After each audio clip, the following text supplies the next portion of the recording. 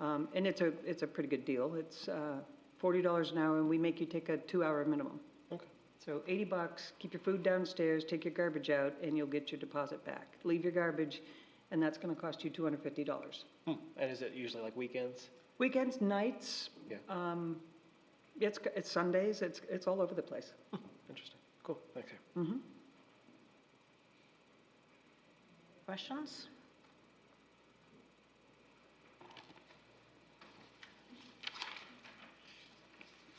All right. Oh, sorry. Oh, go ahead. I know that there had been some concern, probably longer ago than I care to remember, about Little Falls, and the seniors using it and having some issues that I think have been fixed as far as drainage and ice and the entrance and all that. Have you met this guy, Kevin? Terry and Jeff and his crew, yeah, we had some roof backups. We had heavy rains. And then it would just kind of back up and pour inside the gym in there. Or there were some, I mean, there have been a lot of little hurdles. It's an old building, not unlike this one, that, yeah, sometimes it leaks in the middle. Sometimes it does whatever. So as we've been in there longer, so we put put one of those mini split air conditioning units in the Lake Region Senior Room just last year, because there's no AC in that building. And when they're there in the summer, I mean, it's sweltering. So you know, we cobbled it together and got that in there. The drainage out front is not totally correct yet. There's some money still in our carry forward to address that. The best thing that happened this year was it didn't snow as much and as long. And we learned how to plow the snow away from the building and not on the other end where it had a mountain in it melted into our pool. So, you know, there's a couple little things like that that changed. It's still on Terry's radar, right, Terry? And it's, you know, when they get time and we get up there, but yeah, we have not, knock on wood, had to skate or swim in this year. Thank you. I just have one question about Cherry Hill. It says that the waste disposal is taken out of the budget. Is that just the trash, or is that because we have? Waste disposal decreased out of the budget. So we're going to have expenses down there still for trash removal, as well as, right now it's porta potties, but it will be the facility kind of like at the pump track. So we put that out, got pricing. Shaw Brothers is actually going to do that on site, and that'll be a cleaning fee / pumping for it. Okay. And it needs it. Yeah, it still needs to be pumped. It doesn't go Right. totally away. And it's going to be used more, obviously, than Weeks Road, I think. Just there's Yeah. a lot of people there all the time, people driving by. Yeah. And then, yeah, it'll be great, especially with the work that Cherry Hill's going to do with their facility down there too. So I think it'll. Yeah, tie no, in that's, I was nicely. just wondering, making sure that we're still on for the, Yep, absolutely. okay. All right, that was the only question I had. Anyone else? All right, I think we're all set, and we will go to, thank you, you. Cindy. We'll go on to economic development. You just come back looking for that electric Mustang. How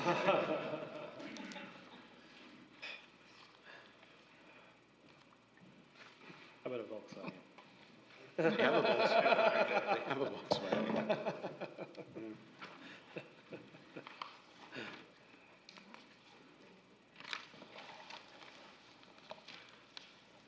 So not a ton of changes. What you do see is basically everything in this department is paid for with TIP revenues, obviously being economic development, but not dramatic changes, just more or less adjustments, like employee benefits.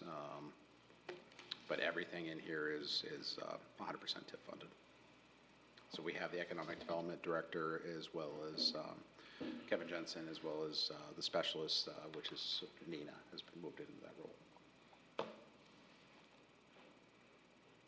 Okay, anybody have any questions?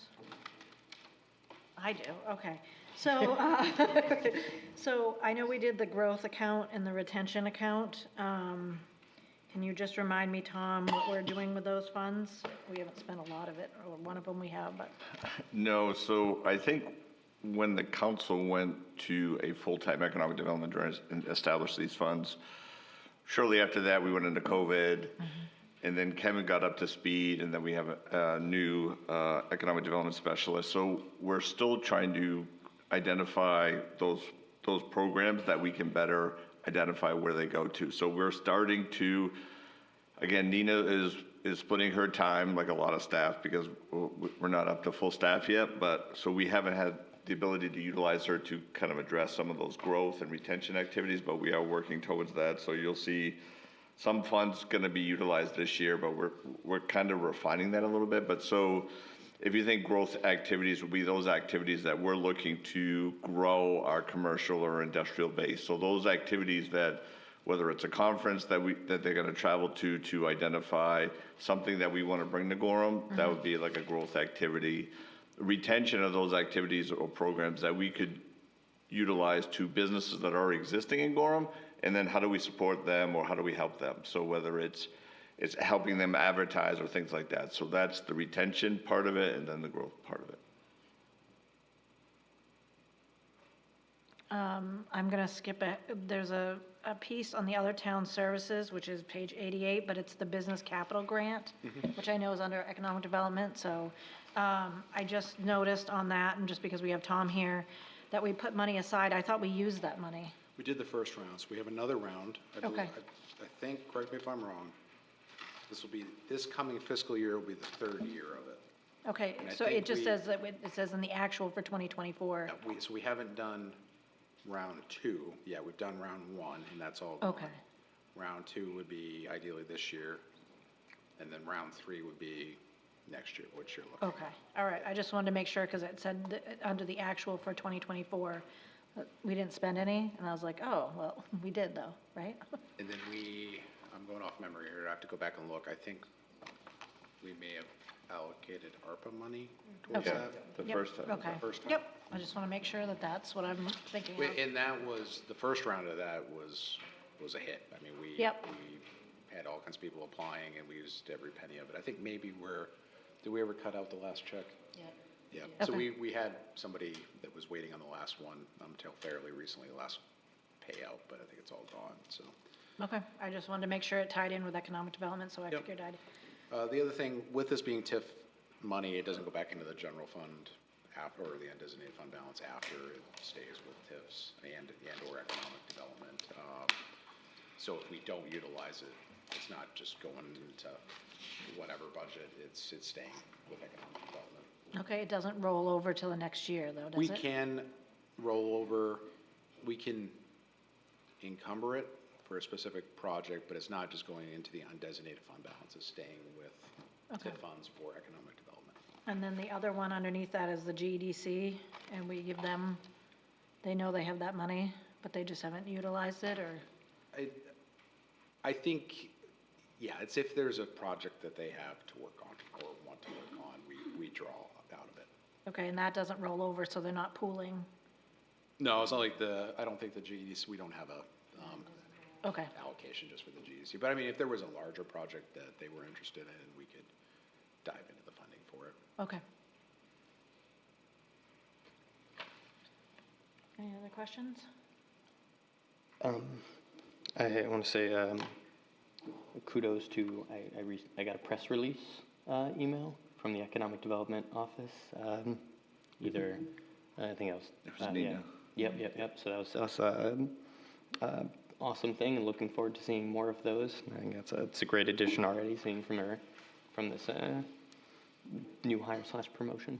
Yeah. Yeah, that's really just what I wanted to make sure was there. One thing I wanted to mention, I guess, on this and the good work this department does and can do is now with a little bit more staff, a little bit more direction, a little bit more focus, they are heavily involved with other departments to try to keep us on a focused path. And I know people may disagree, agree, or find that middle ground with what I'm saying, but to try to keep the town on a path where everything we are doing is helping in one way or another towards economic development. And the feedback they get, I get, everyone gets to improve that plan, helps, it funnels through economic development to all the other town departments, even PD, who's sitting there. I'm just picking on them in the front. So, but really at the staff level, I think it's helpful to focus those conversations and often have people reminding us, hey, yes, you are on the regulatory side of the town government, but we need to try to work towards a business-friendly model.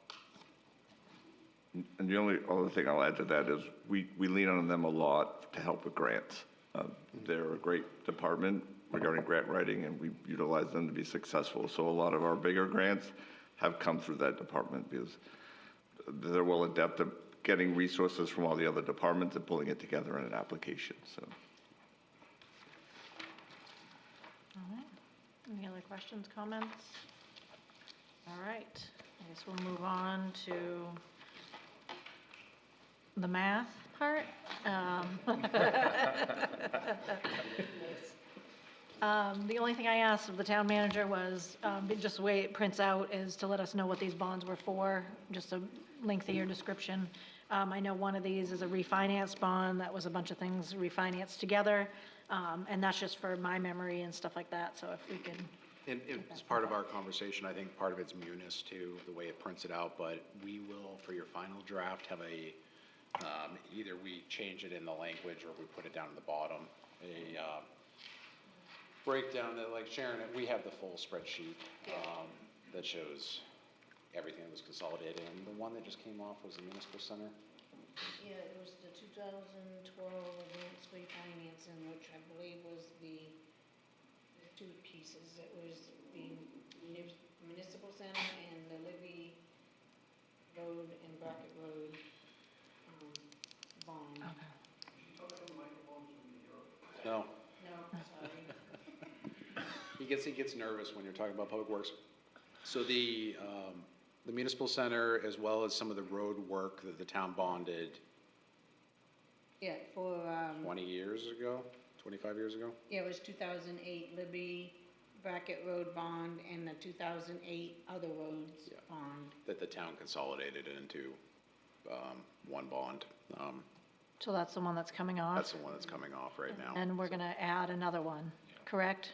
We will be not on our side, but the school side, yes. Right, but, yeah. Yeah.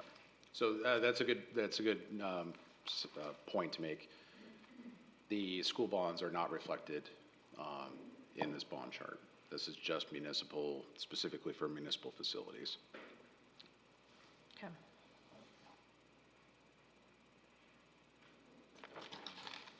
Any other questions about that? The industrial park bond is 100% funded with TIP Yep, revenue, as highlighted on the sheet. okay. Just while we're there, the little F and the L and the F and the M, on page 80. Yep, 2013 F would be the fire truck. Oh, okay. Yep, and the 2013 L would be the Little Falls School bond. Thank you. The fire truck, I believe, if we're talking about the same one, was the ladder truck and an engine, right, Chief?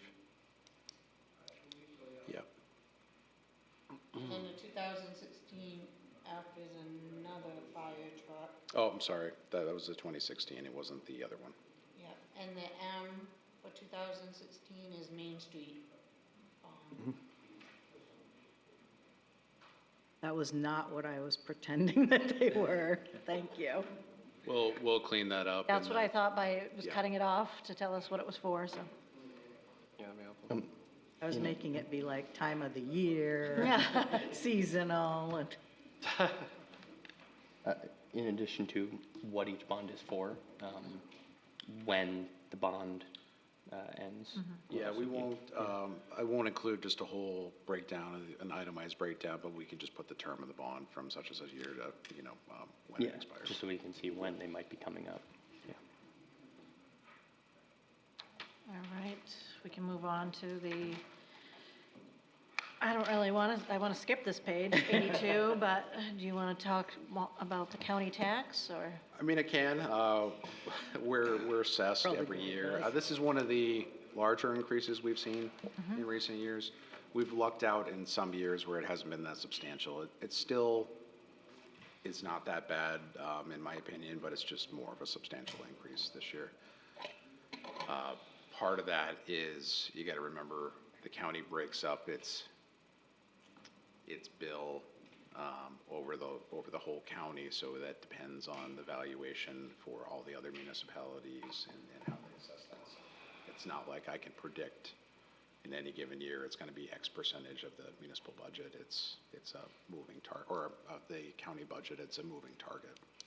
So sometimes when you give us the numbers, you tell us that our budget will be, you know, a couple pennies on the mill rate or whatever and things like that. So this is a separate number, or you're absorbing this? Correct, yeah. It still may, hold on, I can tell you right now.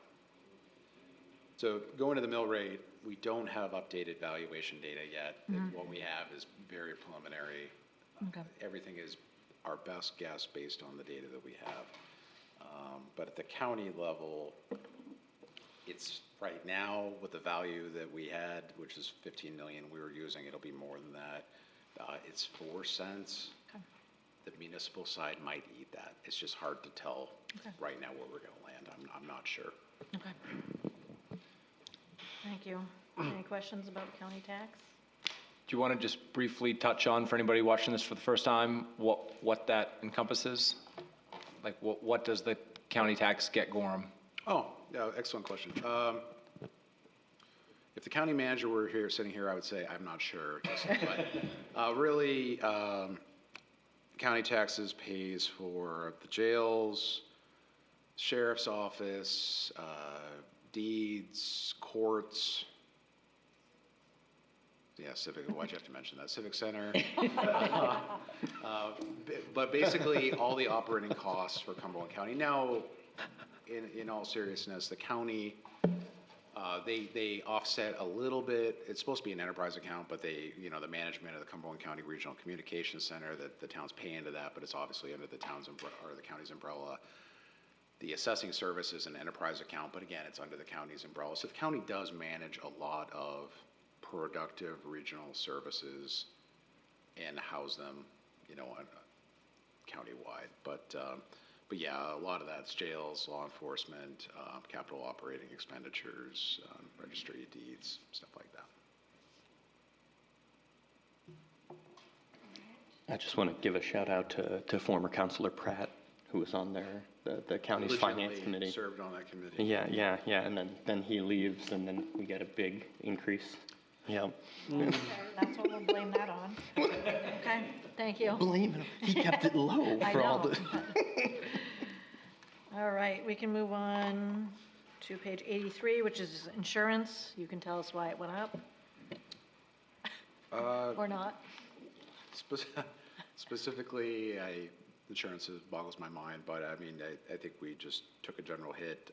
We have been traditionally every year insuring slightly more, because when you think about it, we have more infrastructure. I'm not saying this is the reason for the increase, but like lampposts on South Street, people don't realize, but that's under our general umbrella. So if it gets hit by a car, everything from the facilities to traffic signals, we obviously have auto policies separately, but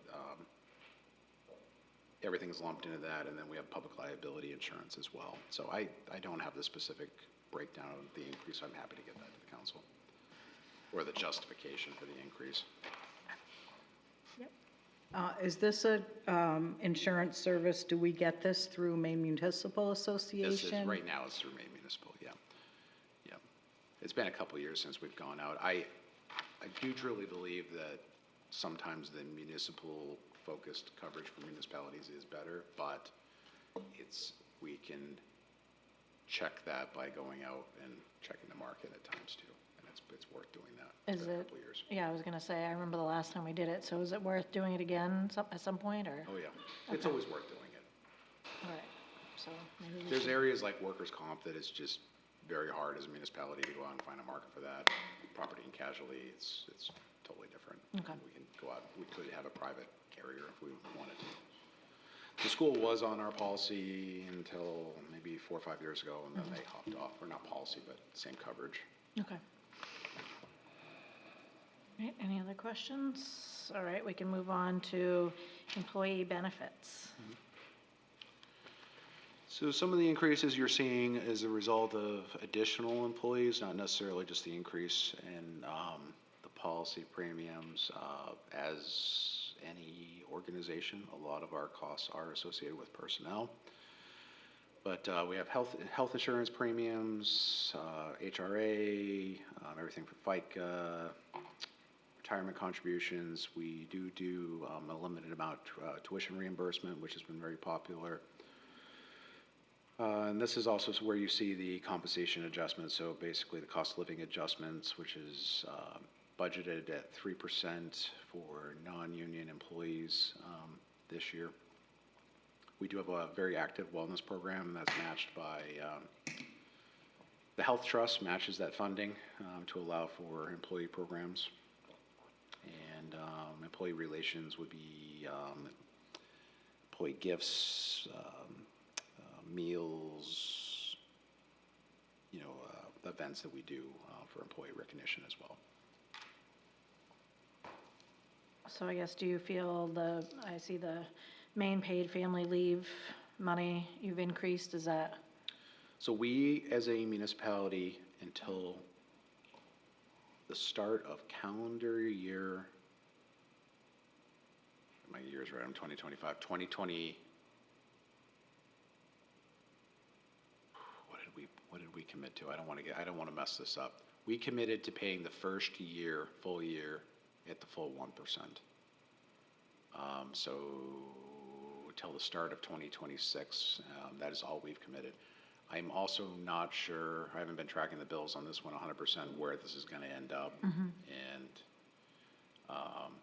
we have some different components with that, with the unions that you have to handle it differently with them if they've had a contract or not had a contract in place at that time. But yeah, an increase on that. Okay. Not anywhere near the school department, which obviously has a much, much larger personnel costs than we do. Questions? Go ahead. Thank you. I bring this up year over year, and I'm officially just letting the whole council know on the May council meeting, this is going in the agenda, for Gorham to begin exploring becoming a part of the Maine state pension system, Maine PERS. Currently just our union, so our fire and police are part of Maine PERS, but the rest of our municipal employees are not. Every other town around us, their municipal employees are part of Maine PERS. And if we talk about retention and we talk about needing staffing and, well, if you are working in one town, actively working towards a pension, why would you ever come to Gorham where the years spent here will not work towards the pension? So I think it's a benefit that we need to put in place. I think it's overdue. I'd love it for this year, but I understand this is a potential large cost that probably won't happen for this year's budget. Yeah, and I wouldn't say, I don't know what the cost would be. Then that's the problem. It may not be a large cost. It may be a modest increase. It may be not an increase. But to even do the analysis, Maine PERS has to come out and analyze every position, the tenure of every position, the classifications, and then provide the municipality a start date and what it would cost on that start date. So, yes, if the town explores it, there's a lot of logistics involved, and you would pick a start date out that you could actually budget for if there was any changes, and it's the council has to approve that. So, but right now this reflects, yes, we have all non-union are offered what used to be ICMA RC, which is now Mission Square, and then our union employees have different plans in Maine PERS. Any other questions? All right, we'll move on to public agencies.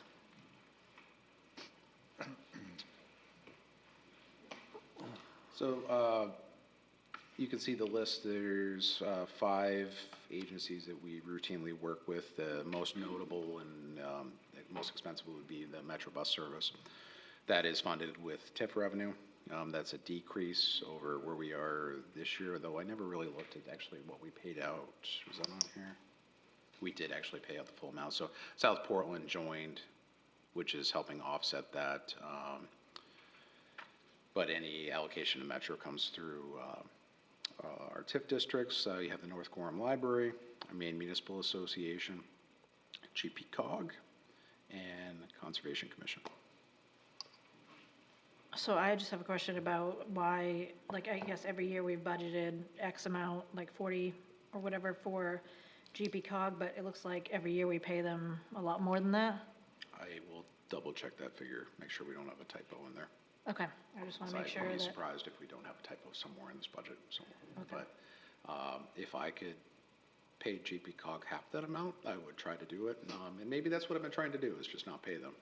But that they like a- do is they do that a provide set- a valuable service, huh? is that a set amount that they, It's an like, assessment, which we Okay. don't always get. I have to go back and look and see when we got the assessment, but we'll okay, triple but, check that. so, but like Maine Municipal Association is like, here's the amount, that's how much it's gonna be for the year, right? And GPCOG does that, but they do it on a different timeline. I have to, again, go Okay. back and look at it. Okay, We do get a fair amount of bang for the buck out of MMA. GPCOG, we get a lot of bang for the buck out of in some areas, but has increasingly become much more expensive during my time here. okay. Thank you, any questions? All right, and we'll move on to GoCam. And Georgia, who does a great job. I never understand why she's in the back of the book. Like after all that stuff. Yeah, okay, best for last, all right. Oh, that's good. I like that. Thank you for pointing that out, because even if we were alphabetical, that would be. So GoCam has for many years technically fallen under the rec department. Georgia and Ben do a phenomenal job with the resources they have. I mean, you've all seen the crazy projects they're tackling, the media projects, the promotional videos for economic development, the background images in the videos. They're really tackling a bunch of things for us. So not a lot of changes to their budget and modest increases. Any questions? Go ahead. Is this budget and staffing similar to places like us? I have not done enough research recently to be able to fairly answer that. Georgia would know better than I, and we can get that information. I know what communities have for local media is dramatically different as you start to get out of the Gorham-Wyndham area. It varies all over the place. But I would not be surprised that if you went closer to Portland, the resources are greater for those departments. Much greater. And what they can do with the time they have available and the resources they have available is amazing. Georgia is a certified drone operator and gets a lot of these aerial photos that you see in our promotional videos, which are awesome, and has been chasing around various departments to do videos. I dodged a bullet. I was supposed to do a TIF video with Georgia and Ben, but then we had a workshop on it, so I didn't have to do the video. So every time I'm supposed to do a video, we're just going to do a workshop. I would just mention, Counselor Siegel mentioned earlier about the press release that came out about the new business, and I think there's a video coming that George and Ben were on site for that ribbon cutting, and did some interviews with the new business owner, and it means a lot to new business owners when they get featured in that way. So thank you to them, and thank you to the Economic Development Group as well. All right. I think we're all set. Thank you.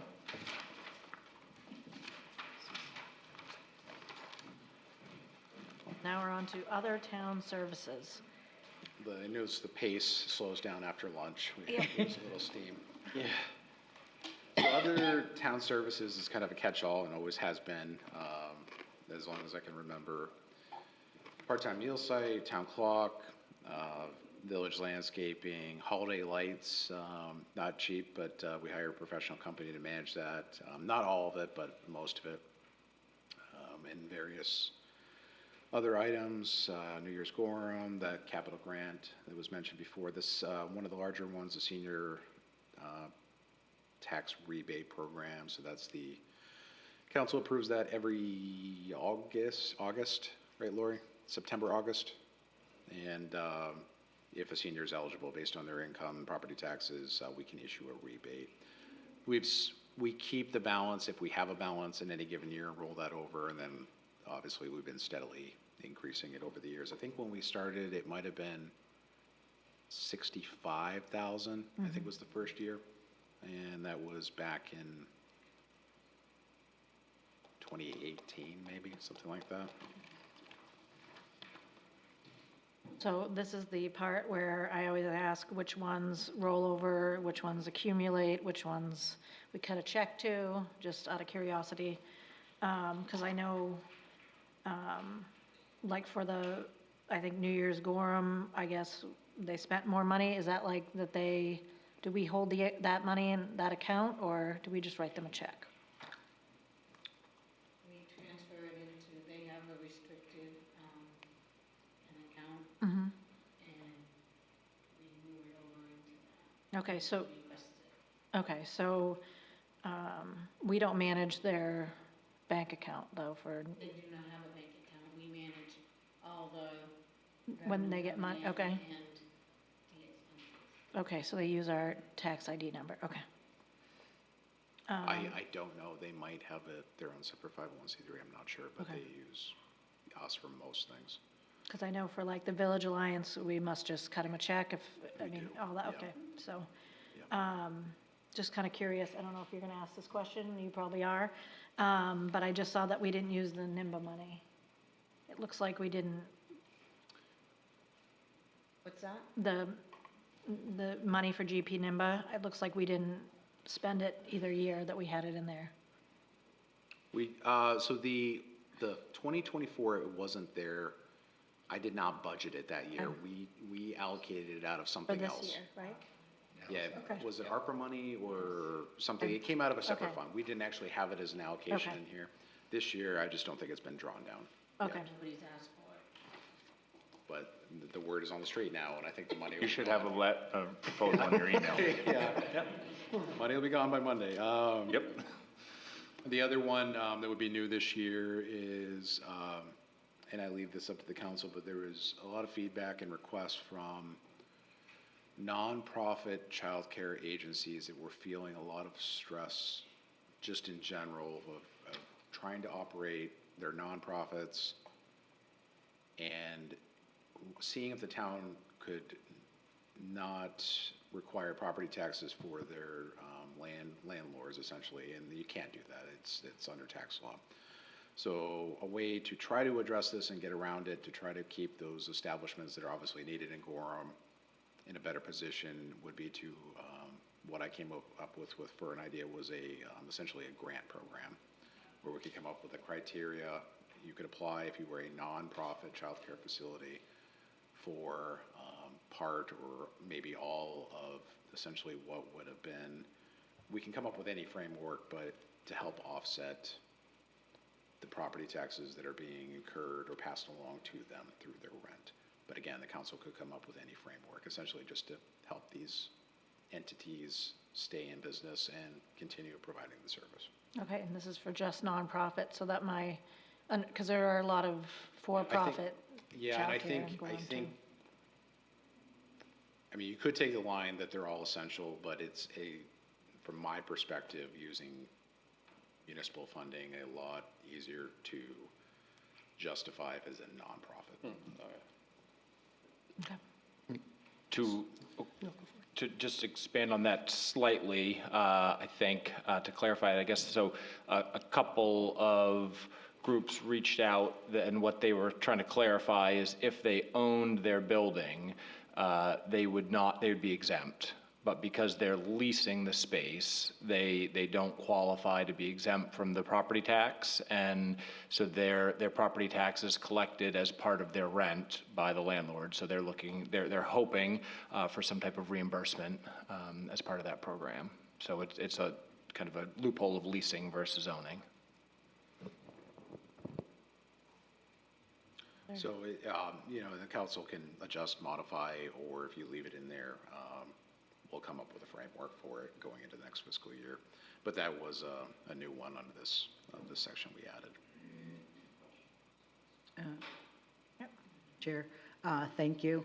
I guess one of the questions, benefits about this would seem to be that the school department is paying for seats for public pre-K.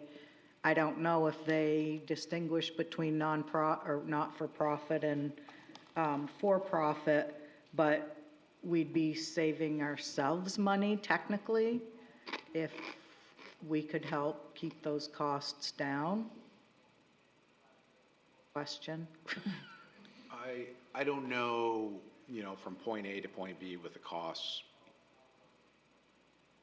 if the costs would actually go down for the school department. I think the intention of this is to make sure that these nonprofits stay in existence, can operate, right?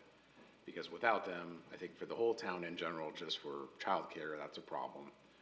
And then you take into account these programs with the services that they're providing.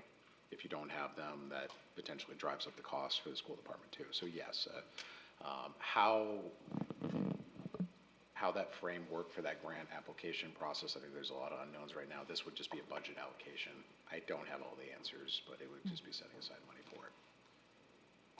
To your point, the two that have been in existence with the public pre-K program through the private partners, both of those are nonprofits. I think they're bringing on, and somebody can correct me if I'm wrong, but two more this coming school year. So I'm not sure who they are and whether they're for-profit or nonprofit, but I do think helping to keep these places open, like one thing we struggle with in our school side is brick and mortar and space, right? That these places provide spaces for those students that we might not otherwise have. And I just have another question. Village landscaping and village expenses. Can you tell me what those are used for and who does the village landscaping? Village landscaping, I have kicked to rec, which we had this conversation. Which department head did I talk to about? Don't all jump up. Kevin has some items. Kevin and Cindy. Gardening, mulching, anything, some of the municipal center would be in this, in some areas. Taking beautification of the Yeah. village and trying to use vendors and/or if we use public works, offsetting their operational expenditures. Village expenses, we haven't drawn down from this year, but that'd be basically anything and everything that, for village projects, it would be like this catch-all. TIF funded. If we don't use it, it goes back into the TIF. Okay. But all these little tiny special projects that may jump up, or we have a conversation with GBA, oh, that's a great idea, and let's buy a big planter that costs $1,000. Boom. Okay. Let's do stuff like that. Okay. All right. Any other questions? All right. And we'll move on to capital equipment, and then capital projects, and then capital part 2. Yep. So this used to be, it used to be more or less kind of capital part 1, but not all of this is TIF funds. Part of it is, but yeah, the UTV last year is no longer in there. The $268,000 is the TIF portion funds, or the TIF funds going towards the totes. So we did do or Kelly did a great analysis for us of the actual stops in the village, so we can straight face it and be truthful with it. That's the allocation for the totes that would be coming with TIF funds. We've had the grant matching funds in there for several years now. We don't roll it over, we just roll it back if we don't use it, but promoting departments going out so they don't have to worry about taking a match out of their operating budget and cleaning out an account. So if they have an opportunity, we did this several years with the fire department with some grants, but if they can go out and get a grant for a couple $100,000 and there's a $20,000 match, that's where I'm pulling it from. So some years we use it, some years we don't. Any questions? All right. Capital projects? We've got some different and interesting ones this year. I'm gonna ask Sharon and Just to tweak some of these titles so that it's clearer. The Gorham Community Forest, I believe, is what the land trust is calling the land behind the Roby development. I don't know if anybody signed off on that, but that's what the letter said, so that's what I put in there. Essentially, that'll be TIF funded, what they are asking for the town's contribution to build trails out there, which is a TIF eligible expense. They asked for 40,000, I put 30, but again, that's up to the council. Trailhead improvements, that is actually supposed to say, we'll have to find a way to abbreviate it.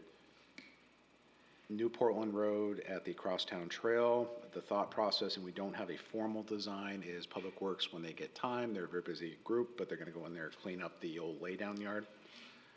Make parking, we may or may not pave it or pave parts of it and kind of make a nice parking area / transition area for the Crosstown Trail. The pavilion at the pump track on Weeks Road, originally I believe Rec asked for $95,000. I cut that down to $55,000. And I know a group of realtors recently got a $7,500 grant and towards a pavilion or towards projects out there.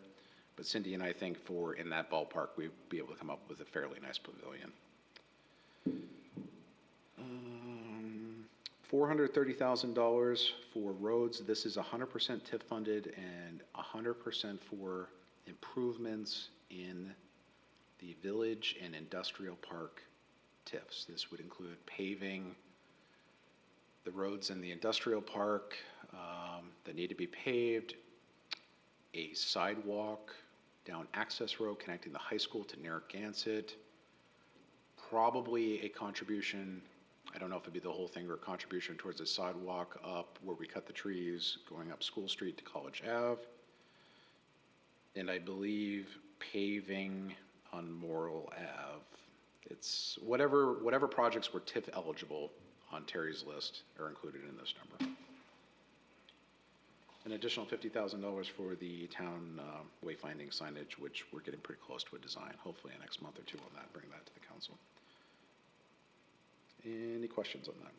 So I'm assuming that all the other projects are done, that you took the money off of? Is that the point of that when you? Yeah, so if we didn't ask for money, they're either completed or, well, like the ambulance replacement. I mean, the ambulance is on order, but they're one-time projects. Okay.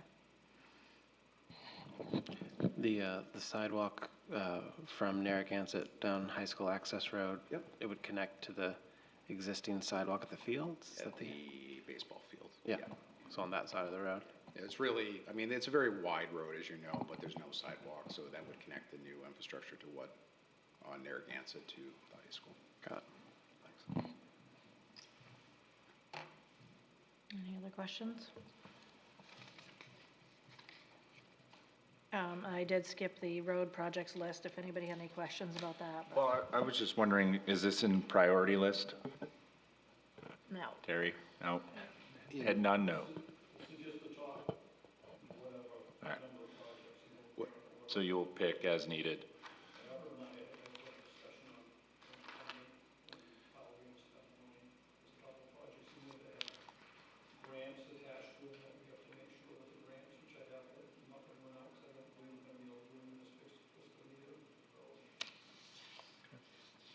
We want to be as transparent as possible with the needs, so this would be the top needs. I mean, this isn't every road in town that needs work. But to Terry's points, we don't want to pass up grant funding, like, so some of our culverts, which are really expensive, but we can get some grant funds. We want to try to tackle those, and I also want to allow flexibility for Public Works to take advantage of construction schedules to do the most bang for the buck on some of these roads. So it's not always, although they try to schedule a list of projects throughout the year, I want them to have a little bit of flexibility with it.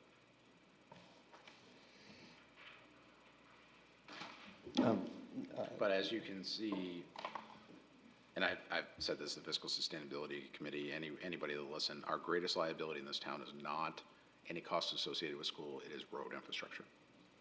That is our greatest liability. Public Works does a great job staying on top of it, but we could throw millions a year at roads. And I mean, it would take millions of dollars a year to stay on a replacement and repair schedule is what we actually need. So they kind of do the best with what they've got, and we go from there. So I'm understanding this with the 1.8 million plus 430,000. We're spending roughly 2.2 million on roads. No, it's 1.8 million total, or yes, 1.8 million total. Got so it, that's the 1.38 plus the 430. Okay, got it. For future years, it would be helpful if there were a third column to show which projects have grant funding attached to them, which projects are TIF eligible. That would just be helpful. We have done, yeah, we didn't, I just copied and pasted this year.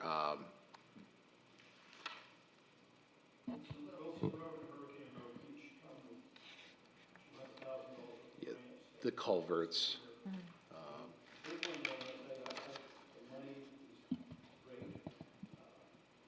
Terry, why don't you come up, because we're not recording you. Doesn't matter, wherever you want to go. Oh. You know, the Hodgson Road intersection, that's grant funding as well too, right? The Hodgson Road is MPI, I believe, with some state matching funds, but again, the 1.8 million is a good amount of money. The problem that we're having this year, if you look at the list, there's some big money items. North Gorham Road is a road that we did with bond money back some time ago, over 15 years ago.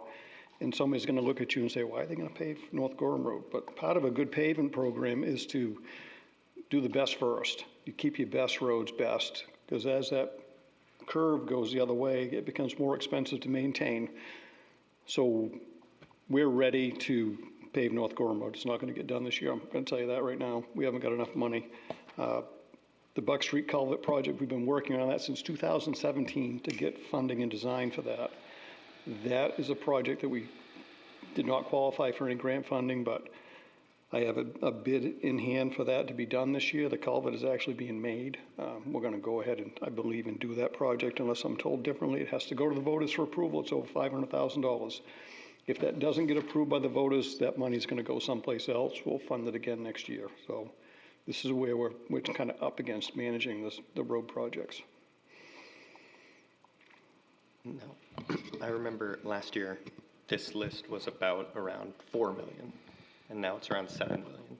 And I want to clarify, is that because more roads are entering disrepair, or is that we are just looking even harder to know all of the maintenance needs of all of our roads? I think it's a little bit of both. There's some big roads in there and some big projects. I mean, last year we had some projects that were not as big. But when you get a road like North Gorham Road, that's almost 3 miles of roadway that needs to be done. Barstow and Plummer and other roads, they're long roads. Burnham Road, those are big roads. Plummer Road, big roads. And it's bigger projects, realistically. And this is, again, if you look at the list, and we've got 160 some miles of road, and this is just a really snapshot picture of what we've got. Thank you. I think to Terry's points too, and I know they're willing to take anyone around and show them.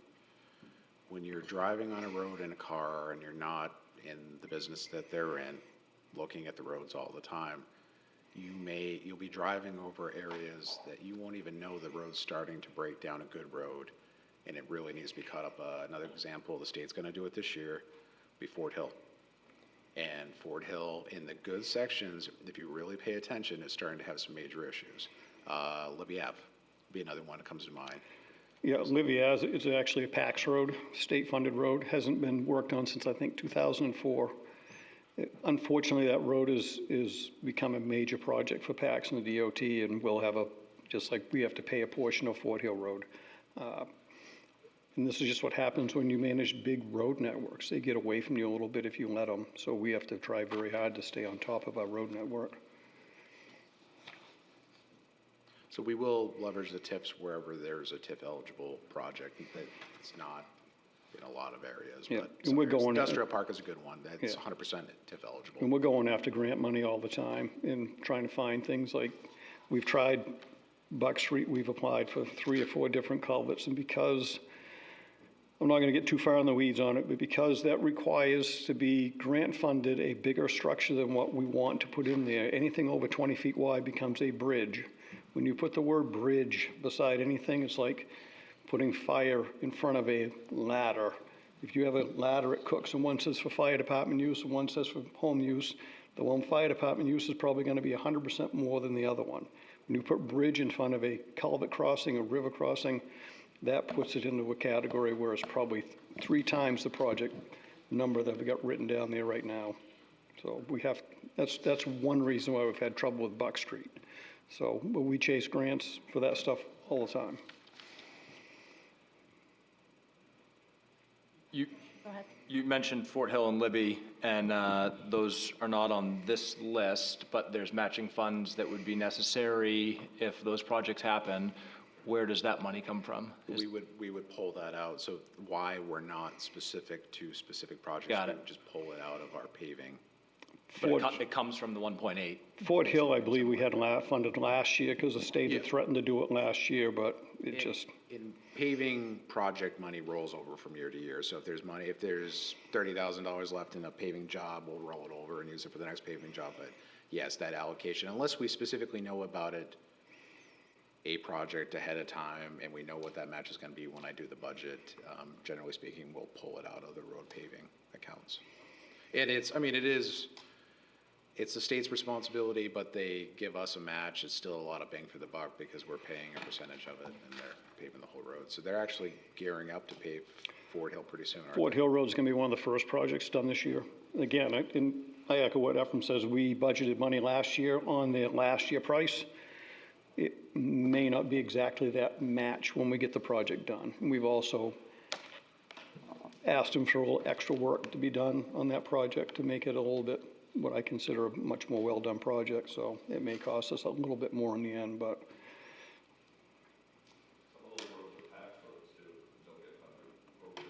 Correct. Yeah. Organizations like GPCOG and PAX can sometimes just be a fist fight over money, and there's often not the focus, often a focus on special projects and/or adding a lot of different components to projects, and there really should be a focus at the minimum on maintaining what you have, and that's sometimes missing. Yeah, it seems like the PACs, like you said, I mean, it's bigger projects and usually some sort of expansion as opposed to maintenance of what we already have. Yeah, and don't get me wrong, what I'm hinting at too is, although it is, we should strive to put in extra components for safety measures into all projects for all modes of transportation. The reality is there's not enough money in these pools for these organizations to maintain what we have. And that when you let a road like Libby Ave fall apart and you should have just put some asphalt on it, now it turns into a multi-million-dollar job and it should have been a couple $100,000. Correct. But you're region-wide, that's the problem. Yep. Any other questions? Thank you.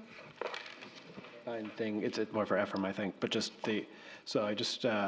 we got, so page 90 here, page 91, page 92.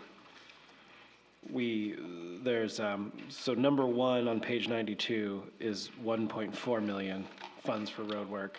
Is that the same line item as the one from 90, page 90, or is that in addition to? I'm a little confused. So 91? Yeah, so page 92 is the capital part 2 budget. It's the start. Yes. And number one on that is the funds for public road, 1.4 million. That's the same number that we're talking about on page 90? Or is that in Yeah, addition that's to? a typo. Okay. 380. Is the same number? Yeah, yeah. 20,000. Yeah. No. Yeah, they're supposed to be the, Technically, that would be 138? Or is that? I have a typo somewhere. Yeah. Well, and there's one, Numbers from page 90. Right? yeah, at one, and then on page 91, you got the. $20,000 discrepancy? Yeah. Yep. That's a typo. The reason it's a typo is Kevin came and convinced me at the last minute that I needed to budget electrical upgrades at the Little Falls Activity Center, and I took 20 grand out of it. I'll fix that. But that's, I blame Kevin. No, it's a typo on my part. Got it. That's funny. But the bottom line is we have an allocation out of capital part 2, and then I have a TIF allocation. Put it together, that's the total road project for the year. Got it. And then the other stuff that's in page 92 and 93, those are those also elsewhere in the budget, or those are? No, Okay. so Yeah, everything in capital part 2 except for Got it. the roads Okay, are nowhere else in the budget. They're exclusively capital part 2 projects. got it. Do we want, I mean, I don't need you, we can all read, I think we've all read this, but, I mean, I don't know if you want to go through the lists, I guess, for the public I or can something? do it real quickly, Okay. and if you want to talk about something, just Then that's what I stop was me. gonna say, and then or just, after. yep, and then just ask about it after, Yep. just so the public knows. So just for the public, the capital part 2 is essentially, town council has had a policy for quite some time now that, in my opinion, works very well. 8.5% is kept in our undesignated fund balance as funds that you can't use for, lack of a better term, the rainy day fund or the emergency contingency, and it also helps us with bonding agencies. Keeping between 2 and 3 months of operating expenditures is kind of a municipal standard. That being said, everything over that 8.5% in any given year, if it's not allocated to cover a liability, is allocated for the future year's capital part 2. This fluctuates. It fluctuates depending on how much revenue the town brings in above our projections, as well as how much money is left in the municipal budget in any given year. That being said, I think the highest we've gotten is just over 4 million. I think we're going to start seeing a trend downward. We're at $3,049,209 this year is our projected capital part 2 allocation. Typically, in any given year, roads is the biggest one out of that. So we have that allocation. We have a replacement hot box patcher for Public Works. Totes is a substantial allocation, $500,000 towards the totes this year for curbside collection. I have $200,000 towards a comprehensive plan update. Would not be this fiscal year likely, but that would be 100% up to the council. After all of our other studies and plans finish, we would start that. It's a multi-year project. Police cruisers, 2 body armor replacements for the police department. I think they have a 5-year shelf life, right? The soft armor. SCBA bottle replacement. This will be the last year of a 5-year plan to replace all the bottles. After 15 years, you have to legally remove them from service. That's the law. So before they get to that service life, but would be good for another 10 years after this. We hinted at this earlier in the meeting, rechassing of ambulance 3. So essentially taking the box off of the ambulance and putting a new truck under it for, probably at least a $250,000 savings, and the box should last that long for another life cycle. Turnout gear for the fire department. Half of the window replacements for the Baxter Library, yes, there are some that are actually falling off the hinges. They were wood when the building was renovated back in, what, 2003-ish? So 20, 25 years old, we need to address that. I, generally speaking, have a IT upgrade allocation. I reduced it this year. This will be for anything above and beyond that we don't anticipate for technology improvements in the town. Proposing to purchase the remaining propane tanks that we have that are leased or rented through the companies throughout town. $200,000 to basically tear out the existing tennis courts at the high school, pave them in with the help of Public Works, put the fencing back, and resurface that. We're trying to apply for some grant funding, but that should cover the majority of the project. And then the school department had $75,000 in their budget for office renovations. I think most of this was the superintendent's office, not Heather's per se, but the area out front. They were going to put 2 positions in because 1 position is retiring. We're going to take the modular approach like we have in the other building, or the other areas of the building. This is the wrong version of my capital part 2. I just noticed it. There should also be another $20,000 at the end of this for the electrical upgrades at Little Falls. My version did not get in this, and I didn't catch it. So we'll add that. There's another $20,000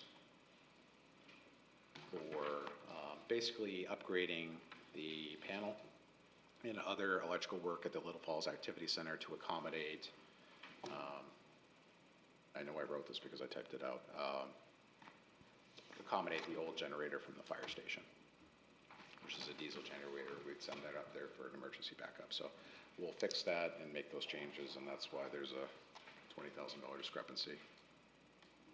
And the next page is every capital item, not every other request, but every capital item that was requested that I did not fund from all the departments. There were some operating expenses or additional operating funds that were requested that I did not put in there.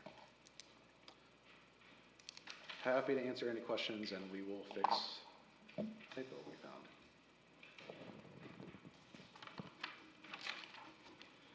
Okay to fire Susie. Yeah, go ahead. On the electrical upgrades, the 25,000 on the not funded, is that what got shifted over? That should be number 15, but it's 20,000. Yes. Essentially. Yeah. Okay. And I have a couple of procedural questions. One of them being, if there are projects that are that 500,000 or over, if the budget passes, is that the voters' approval, or does it have to be listed separately? Yep, no, good question. So it's 500 and change, so it's an escalation on it. We'd have to go back and do the math to see what it is now since that charter amendment went in. If it is funded with TIF funds, it does not have to go to the voters. So part of the reason we got crafty is I can't imagine any voter wanting to vote to buy $750,000 worth of trash cans. But in fairness and reality, some of those are in the TIF district. So sometimes that's why you see we will break up partial TIF funding, partial capital funding. But if it's over that threshold, yes, it's supposed to go to the voters. And my second question is, because I do follow the school budget process very closely, do you have meetings with all your department heads? Do they weigh in on each other's requests, or you have the only voice? I don't know what they're saying. Ignore them. We do not have a big meeting after where they get to weigh in on other people's. It is my say. My say is the final say. That being said, although this year we were a little rushed at the end, like we are most years, if a department manager can make a compelling argument to me, I'll listen to every one of the compelling arguments and why, went up after I had drafted the budget and talked to Kevin, and he's like, I have all this stuff that we can install for this, relatively small amount of money. There's a lot of bang for the buck here, and the conversation about the propane tanks, I wasn't necessarily going to fund that. But then when I learned about the logistical challenges of it, the savings, and often departments will support each other on the requests. Every year, all 3 or 4 departments will put in for a storage facility at the fire station. They all support it. I don't necessarily have the money, but they support each other with those requests. Thank you. Any other questions? So I remember last year, one of the items on capital part 2 was a generator for the library. My understanding is that didn't end up at the library. This will be here now. So does the library have a generator? No. No, and I think the realization after we got closer, after we discovered that our generator was having problems, Kevin got on board, because I think Kevin wasn't here when we put that request in. The logistical and cost considerations, once we dove even deeper into it, the library has a ridiculously large electrical service. Like, and Kevin can explain all of it, but the cost to install a generator, we looked at and we're like, how could we ever justify this? Now, yes, if there was a long-term power outage in the winter or something like that, we would have to set up emergency measures to keep the building, from freezing, stuff like that. But at the time, a lot of it was for the energy savings for when we were doing power shedding. And when we finally ran the numbers and then we looked at the condition of this one, we're like, how do we justify that? So I think at this time, there's no plans to put a generator at the library. Okay. But the old generator from the fire station, which had some useful life, it was not large enough to run the entire fire station, which is a public safety building, could still have some life at Little Falls Activity, and that's why we want to put it up there. And Little Falls Activity is much better suited for a regional shelter or building, I think, just generally speaking, the layout and the location. So that's another benefit. Just a curiosity question. The $500,000 expenditure having to go to voters, that comes from the town charter, it sounds like. And is that a standard number in other neighboring communities? Is that a number that we've had in place a long time, or where does that come from? It's all over the place.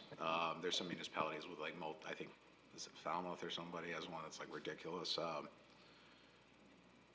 It used to be It was 250 and we changed 250, it. and what you would see is all these capital requests for 250,000, 250,000, 250,000, but where it became a logistical problem was one for the school department for some of their projects, but we were seeing we couldn't buy an ambulance anymore with going to the voters. We couldn't buy a plow truck without going to the voters.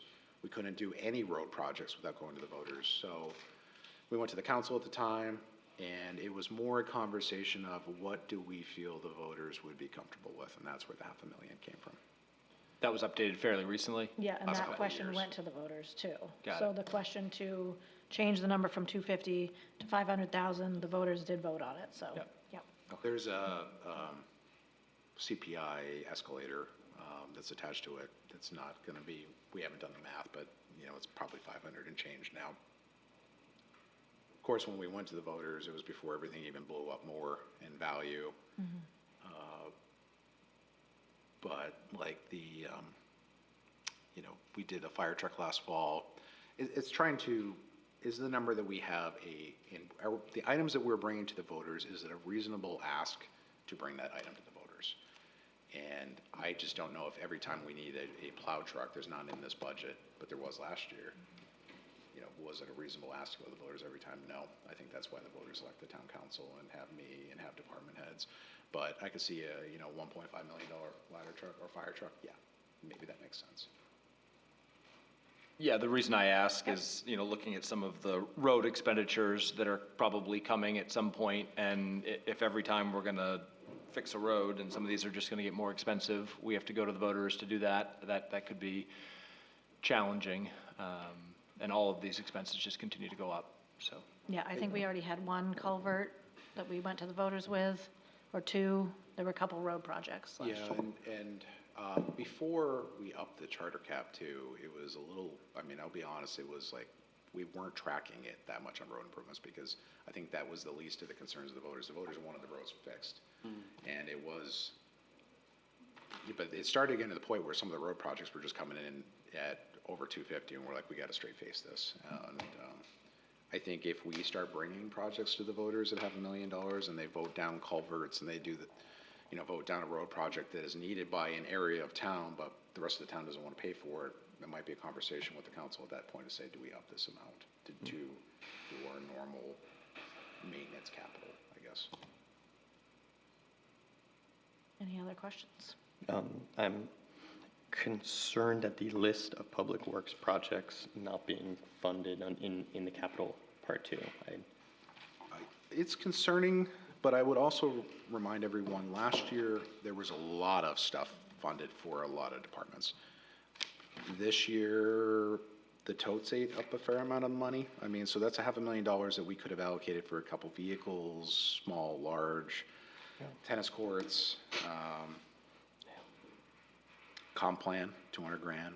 So I wouldn't, although I would like to have seen a couple vehicles and pieces of equipment here and there, I think I would rather, we knew that we had some big road projects coming that were gonna eat up a lot of that money. I don't think it'll be like this every year, but capital investment in infrastructure is always gonna be a problem for us funding. So some years we may have to look at bonding some bigger projects with long-term benefit and so on and so forth.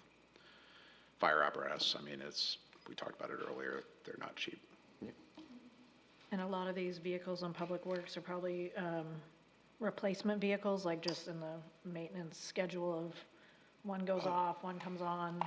Yes, and, in fairness to the probably hours of conversation Terry and I have had over the years, the vehicles aren't as easy to fix as they used to be. They're higher I mean, just look at any of your vehicles, your own personal vehicles, versus a vehicle from 20 years ago. Look at the electronics in them. Look at the complexity of them. You multiply that times a large commercial vehicle that is out in salt in the nastiest of weather when your vehicle is at home in the garage. They break down more. They are more expensive to fix and maintain.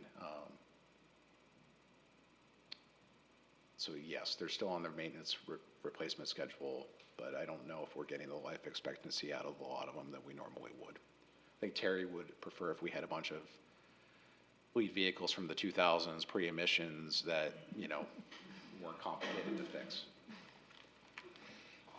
All right. Is everyone good? All right.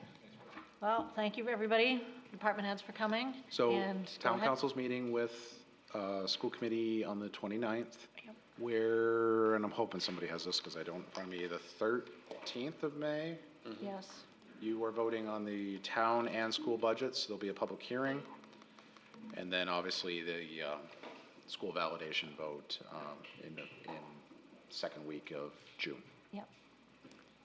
Yes, heavily advertise all that you just said, please. We heavily advertise it. We heavily advertise this meeting, and I want to thank again the one member of the public that came for all the meetings. So thank you to the town council. Thank you to the staff. They do 98% of the work with this, and I'm just kind of the consolidator at the end. So thank you to everyone in attendance and everyone who worked on it. All right, thank you. Thank you.